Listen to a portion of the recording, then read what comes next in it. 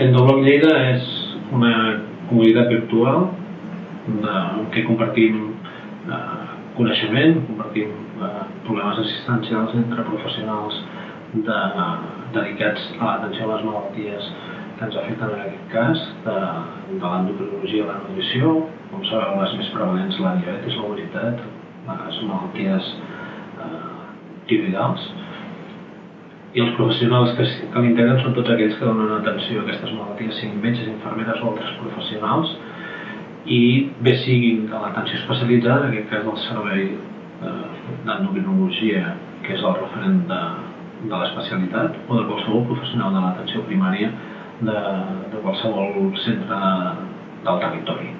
Per tant, és una comunitat que és plana, no és una comunitat jeràrquica, és una comunitat en què compartim diferents coses, compartim problemes assistencials, hi ha espais de consultes, tenim espai de fòrum per comentar problemes a mòduls de sessió clínica entre professionals. La idea sorgeix entre els anys 2007 i 2008, quan vam començar a muntar el servei d'endocrinologia aquí a l'hospital, i com una necessitat que era l'establir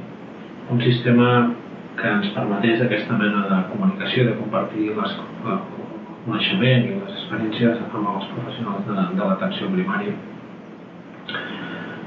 Conjuntament amb una persona que és experta en TIC i que just havia acabat un màster a la Universitat Oberta de Catalunya, que és la Francesca Canyes, ens vam plantejar de fer una experiència per pacients directament o una experiència que pogués aportar aquesta mena d'utilitat als professionals de primària. I va ser quan vam demanar un projecte a l'Institut Carlos III, que és el que ens va finançar la posada en marxa d'això, de tot el projecte. Va començar al gener del 2009 i el finançament va acabar al desembre de l'any 2010. En aquests 3 anys llargs d'experiència ha crescut d'una manera que a nosaltres mateixos ens ha semblat increïble i molt positiva. En aquest moment tenim més de 220 professionals integrats a la plataforma i si us ensenyés les dades d'activitat, doncs són unes dades d'activitat que han anat creixent contínuament, tant pel que fa a continguts com pel que fa a la participació de tots els professionals implicats. Aquesta de fet és una eina de telemedicina, podríem definir-la així en genèric, que el que permet és que es resolguin problemes específics, que es facin accions formatives sobre els problemes de salut que ja us he mencionat, d'una manera que no requereix la presència física i per tant dona una certa agilitat i rapidesa a les consultes. Específicament directament al ciutadà no li representa res com a eina directa, però sí que li representa perquè nosaltres donem un suport especialitat als problemes de salut que són prevalents al territori, sigui un pacient diabètic, sigui un pacient amb qualsevol altre problema endocrinològic. Per tant, intentem resoldre en el punt de contacte del pacient, que és l'atenció primària, el màxim de problemes possibles. Ens agradaria poder millorar-la, poder afegir i retocar coses que en aquest moment per manca de recursos no tenim, però tenim l'esperança de poder-ho fer en un futur. En quant a la seva aplicabilitat, teníem un repte quan portàvem un temps de funcionament,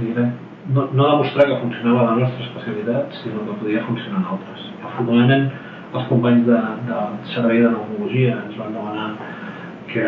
si podíem compartir l'experiència amb ells i realment la persona que us he comentat, la Francesca Canyes i jo, els vam donar suport, es va muntar la plataforma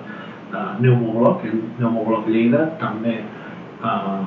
la plataforma de Catalunya i penso que és una altra experiència germana que va sorgir després de la nostra i que estem molt contents i molt orgullosos tots de que també hagi estat un èxit. Amb el que es pretén amb els problemes crònics prevalents a la nostra població en l'actual programa Pla de Salut,